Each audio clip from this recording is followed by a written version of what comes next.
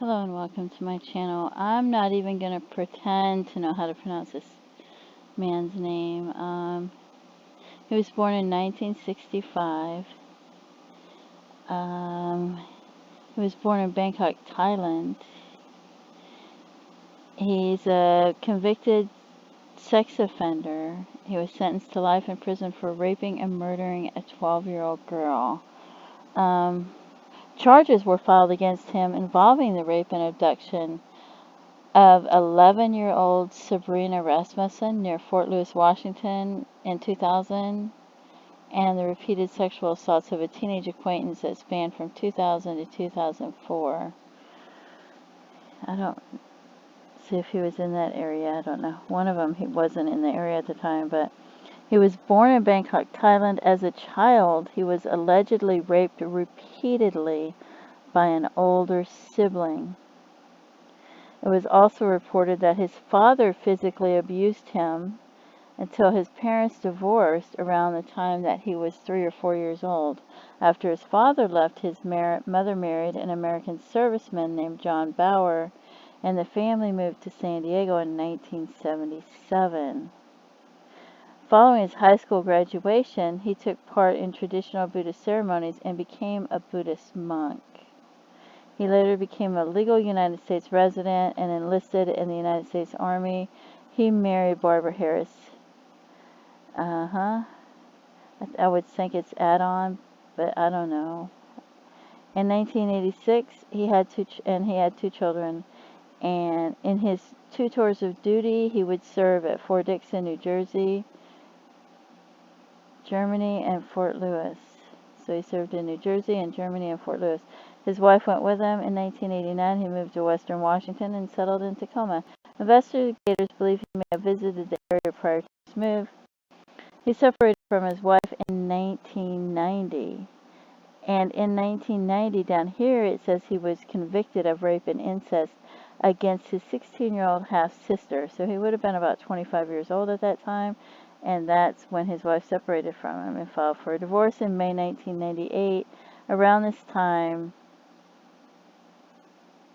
he was living with another woman who gave birth to a son. For a time, he lived with his aunt in Fort Worth, Texas. So he was convicted of rape and incest against his half-sister when she was 16, and he was about 25 years old, because it says he was born in 1965, and this happened in 1990. Following the conviction, he served 2 months in jail. So he got convicted of raping his half-sister when she was only 16, and incest, and he only got 2 months in jail. And then he attended court-ordered treatment for 5 years. 5 years of treatment and only 2 months in jail, okay? He was so you think the 5 years of treatment would have helped him. He was classified as a level 1 low-risk sex offender and required to register as a sex offender. He didn't face deportation due to his status as a legal resident, with the federal law dictating that it was not a requirement for first-time offenders. In 1992, he was convicted of intimidation with a weapon. So, I don't know what he did exactly, or if it was a plea deal or what happened in Tacoma, Washington, but officials at the immigration INS were not aware of the second conviction, and he was allowed to stay in the country.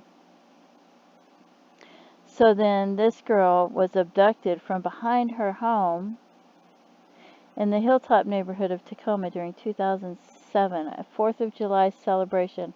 Her father heard a scream and ran to the back to find one of her flip-flop shoes on the ground and a gray van leaving. He was able to make out a partial of the van's license plate, which was traced back to that man from Bangkok, Thailand. Through his lawyer, he told the police where they could find the girl's body, though he reportedly did not confess to her abduction or her murder. On July 20th, the prosecutors said they planned to charge him with her case with aggravated murder, which at the time carried a maximum penalty of death in the state of Washington. However, because the prosecutors agreed not to seek the death penalty if he would cooperate and help find her body, he faced a maximum penalty of life in prison. April 2008, he pled guilty to raping and killing her. She was only 12 years old. So that 5 years of treatment, and then he still goes on. He goes on to commit murder after that. And then Amber Hagerman said, following the discovery of, hope I don't chop up her name, but Zina Linnik's body, his name and profile was submitted to the Arlington Police Department in connection with the 1996 abduction and slaying of Amber Hagerman. His mother and brother lived near the Fort Worth area at the time of her death, though no evidence has been found that places him in the area during that time, so he may not even have done that. So, but during this time that she was missing, he was required to attend mandatory sex offender therapy series sessions on a weekly basis in Tacoma, Washington. So I really don't think he could have done that. So, but there were similarities between the Amber's case and the Fort Lewis case. So he made national and international headlines for unfounded rumors, as he was not in Texas when Amber was abducted, that he was the abductor and murderer of Amber Alert. She's the namesake of Amber Alert, but he didn't do it because he wasn't in the area. But yeah, so that escalated, and you can see how he, as a child, he was repeatedly sexually abused as a child.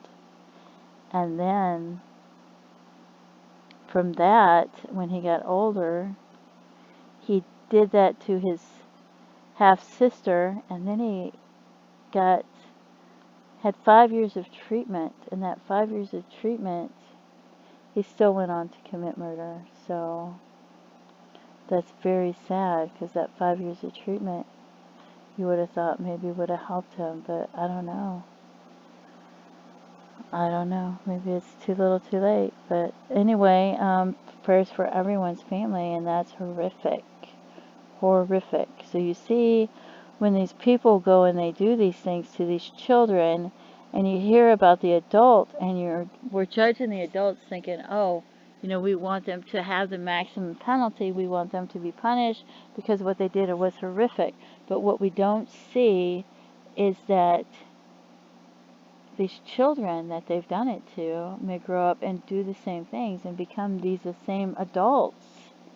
So something needs to be done to help these children, to keep these children from becoming these type of adults that are committing these crimes. Something has to be done, because that is just horrific. Anyway, thank you so much for tuning in to my channel. Have a great day. Bye-bye.